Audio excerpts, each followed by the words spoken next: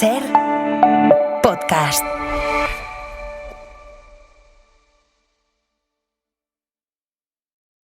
Con casi 200 millones de libros vendidos en todo el mundo, Ken Follett, el autor de Los Pilares de la Tierra, vuelve sobre nuestra historia, pero ahora mucho más atrás, unos 5.000 años atrás, para preguntarse en su nuevo libro, El Círculo de los Días, cómo fue posible que el ser humano fuera capaz de construir Stonehenge, ese gran complejo megalítico que se encuentra en el sur de Inglaterra.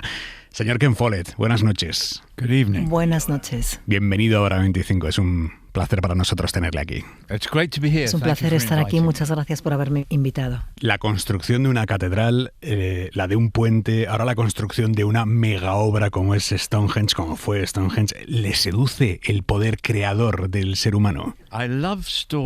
Me gustan mucho las historias en las que la gente normal y corriente, que viven vidas humildes, deciden hacer algo increíble. Construir algo que esté ahí para siempre, que permanezca, porque eso significa que el espíritu humano puede superar las circunstancias. La gente que construyó Stonehenge, la gente que construyó las catedrales, no eran ricos, dormían en el suelo, llevaban ropas rudas, vivían en casas de barro, pero hicieron cosas hermosas y bellas que siguen estando ahí para que nosotros las admiremos. Cuando le escuchaba decir que le gusta a la gente que crea grandes cosas que trasciendan, pensaba que, salvando todas las instancias, de alguna manera también es la historia de su vida. Crea de una gran carrera literaria con un enorme legado literario. ¿Usted se ha identificado en eso? We don't know, bueno, do we, no sabemos realmente cómo nos considerarán cuando muramos, después de la muerte. La mayor parte de los escritores quedan olvidados una vez que mueren, algunos años después. Algunos de ellos se recuerdan, pero yo no.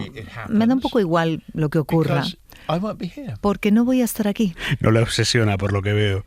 En absoluto, no me obsesiona. Mi legado realmente me da igual. Si me olvidan, me dará igual, porque yo estaré en mi tumba. Usted, señor Follett, está acostumbrado a escribir sobre una base histórica muy estudiada, una base histórica real. En este caso, sobre la construcción de Stonehenge, hay prácticamente ninguna prueba documental acerca de cómo fue. Esta es su obra que le ha requerido un mayor esfuerzo imaginativo. Sí, sin duda tuve que utilizar mucho mi imaginación para escribir este libro, porque no existía la escritura en Stonehenge y tampoco hay muchas imágenes o pinturas o dibujos. Entonces lo que tenemos, solo tenemos lo que nos dicen los arqueólogos, lo que los arqueólogos excavan y encuentran herramientas, encuentran piedras y ese tipo de cosas. La mayor parte de las cosas que sabemos de la era de piedra, pues se basa precisamente en esas cosas que se encuentran cuando se excavan. La mayor parte de las novelas históricas tienen una serie de hechos históricos a partir de los cuales el escritor imagina. Y normalmente es mitad verdad, mitad ficción. Pero con la Edad de Piedra, digamos que hay un 20% de hechos y el resto, el 80% restante, es imaginación. ¿Y se siente cómodo con esos cimientos en los que solo el 20% es historia y el resto es imaginación pura y dura? ¿Se siente cómodo construyendo sobre eso? Por ejemplo, la única herramienta de corte que tenían en Stonehenge era una piedra de sílex. ¿Cómo sabemos eso? Bueno, pues porque encontramos las piedras. Lo que se hizo fue excavar. Y a veces, por ejemplo, han llegado a encontrar, pues no sé, 1000 cabezas de flecha construidas con sílex. ¿Y por qué tiene en un lugar, qué raro que haya 1000 cabezas de flecha, puntas de flecha enterradas? Tuvo que haber una batalla, ¿no? Y esto pone de manifiesto que en aquel entonces, en la Edad de Piedra, había guerra. O sea que esta es la forma en que todos estos utensilios y material que se excava da lugar a que uno se imagine las cosas. Con la cantidad de posibilidades que tenemos de registro de nuestro mundo hoy en día, nuestra sociedad no será en absoluto misteriosa para quienes escriban sobre ella dentro de 5.000 años. Hay muchas pruebas sobre, sí que habrá muchos restos de nosotros en el futuro, ¿no?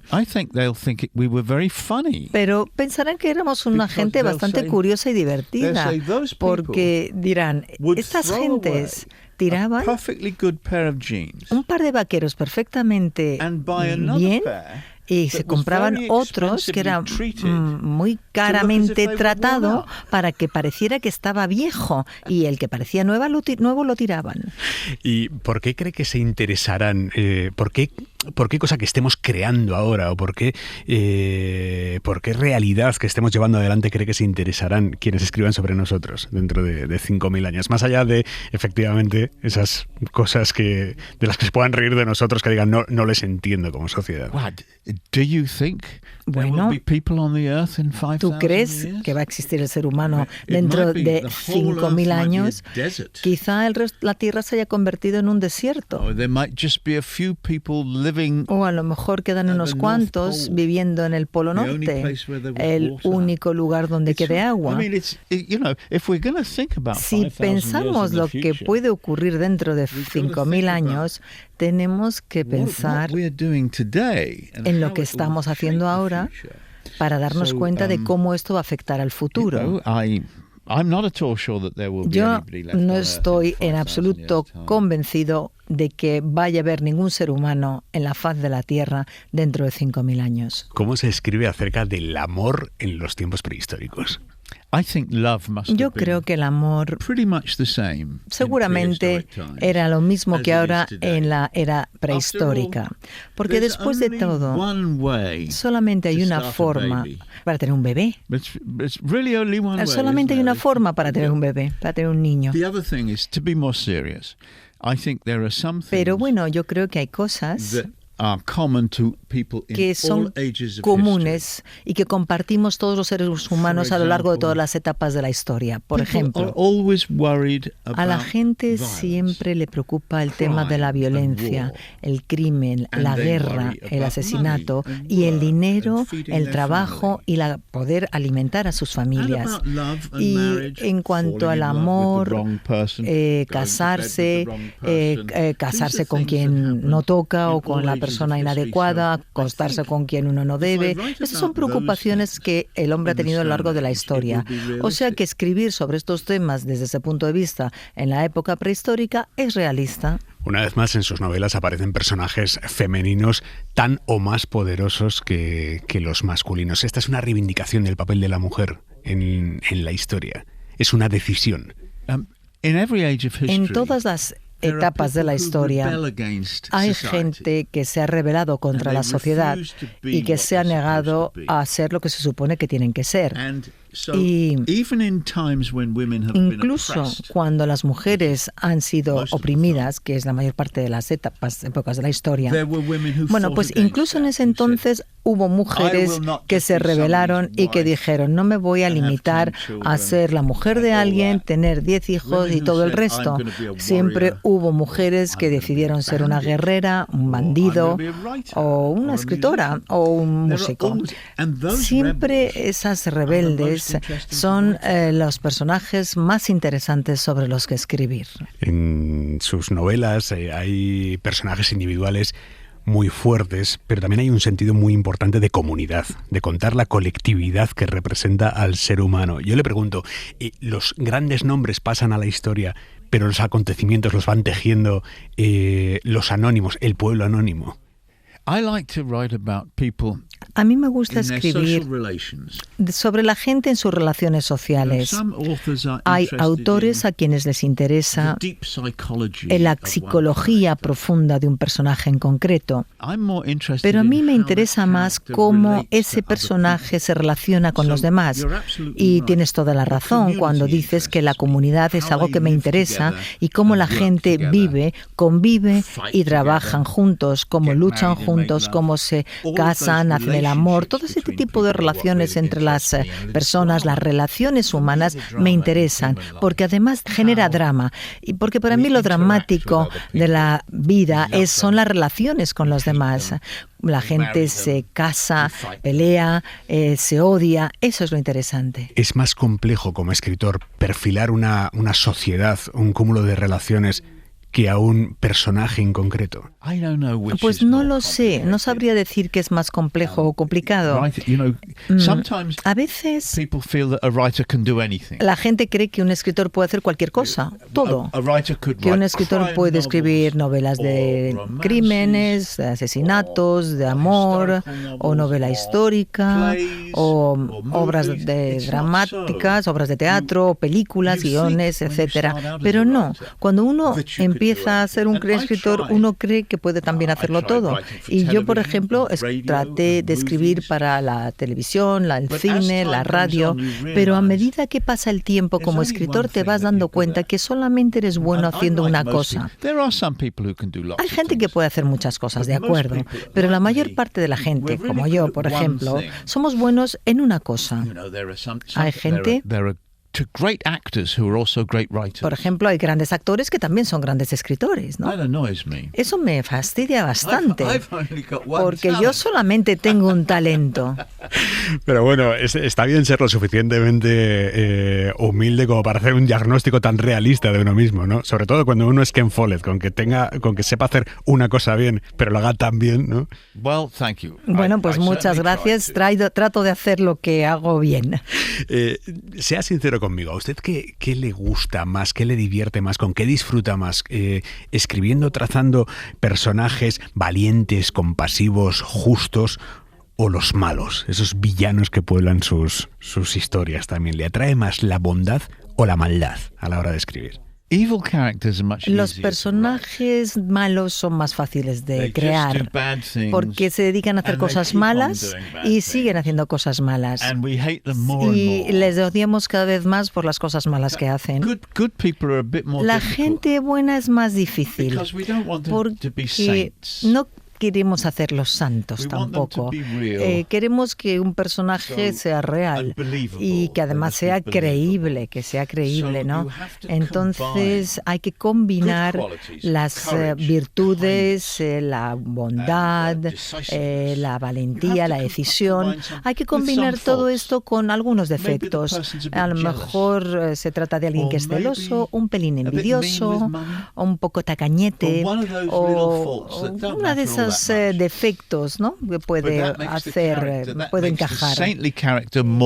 Pero eso hace que ese personaje tan santo, tan bueno, sea más real. ¿Usted es consciente cuando escribe de estar generando arte? Eso lo tiene muy presente. Bueno, yo me centro en relatar una historia buena. Y eso ya es suficientemente difícil. Entonces no me pienso en el arte ni en nada de eso. No, tampoco pienso que quiero transmitir ningún mensaje. No tengo ningún mensaje. Lo que quiero es relatar algo interesante, una historia que guste a la gente y que sea creíble. No tengo ideas de estas súper elevadas, no. Yo pienso, ¿para qué existe la literatura? Pues para disfrutar de ella. Y en eso me centro, y por eso creo que la novela tiene que ser algo con lo que la gente disfrute. Que disfrute y que les haga mejores, o no tiene por qué. Yo creo que cuando uno lee una novela, un relato, un cuento, ya es algo bueno, ¿no? Es muy importante, nosotros como seres humanos, que tengamos la capacidad de imaginar cómo otras personas se sienten. Si conocemos y sabemos cómo otra persona se siente, es más difícil que seamos malos, ¿no? Podemos acogotar a alguien, a presionar a alguien. pero no lo podemos hacer si sabemos que está siendo humillado, ¿no? Entonces, la capacidad de conectar con otra persona es muy importante. Es importante que esto lo hagamos como seres humanos. Y cuando leemos una novela, compartimos los sentimientos de la persona y los personajes del libro. Es una práctica para ser bueno.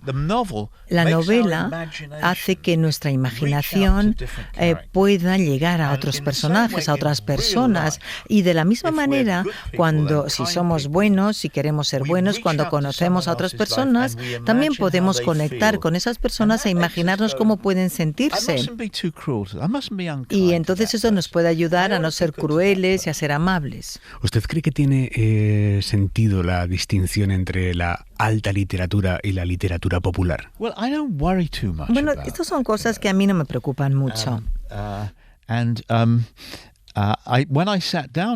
Cuando me pongo a escribir una novela, y cuando lo hice en el pasado en un principio, nunca me planteé si iba a ser literatura elevada o no, popular. Sencillamente me planteé escribir historias, relatos que me gustaran, y resulta que son populares. Esto no es una decisión consciente, porque yo no pensé si iba a ser popular o de alto nivel. Yo lo que quería era escribir algo que gustara a la gente. Usted es un poco rockstar. Hay personas en todo el planeta leyendo sus libros. ¿Cómo lo vive eso uno? Bueno, me gusta la música mucho. Me encanta tocar. Me compré mi primera guitarra hace 60 años. Y desde entonces he tocado la guitarra fundamentalmente porque me gusta. Me encanta también tocar con otra gente, porque cuando tocas con otros, entonces tienes que trabajar más duro, tienes que esforzarte.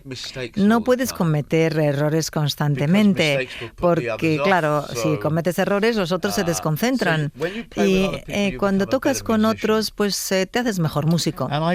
Y ocasionalmente me gusta, porque además a veces tocamos. Mi grupo toca en público y hay un sitio para bailar. Y yo veo, por ejemplo, como hay 100 chicas guapas en la parte delantera y siguen el ritmo de mi música, de la música que yo toco con los demás.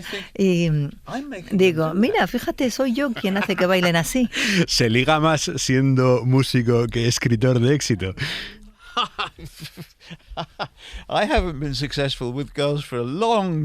Bueno, yo no he tenido éxito con las chicas desde hace mucho tiempo. Llevo casado con mi mujer Bárbara desde hace 40 años. No hay mayor éxito con las chicas que ese. 40 años casado. Sí, ese es el mayor éxito, efectivamente. Hablando de su mujer forma parte del Partido Laborista, usted también. ¿Cómo ve el Reino Unido, el gobierno de Keir Starmer? ¿Está dando con la tecla? ¿Le está tocando la tecla a usted? A mí me gustan las políticas de Keir Starmer, pero yo creo que no se le da bien el tema de la publicidad. Realmente no se ha dado cuenta de que no solamente se trata de lo que uno hace, sino de lo que parece. Y es muy fácil en política hacer cosas buenas que parezcan que no son tan buenas. Pero yo creo que está mejorando en ese sentido. Lleva un año como primer ministro y creo que se está dando cuenta de que las presentaciones de las cosas, presentar las cosas adecuadamente es importante. Mantengo mis dedos cruzados. ¿A algún oyente de Hora 25 que esté pensando en abrir un libro en los próximos días entre los varios libros que se han publicado en estas últimas semanas, por qué tiene que ser el suyo, señor Follett? A veces la gente me dice, lo siento, pero no he leído ninguno de sus libros. Y digo, ¿qué suerte tienes?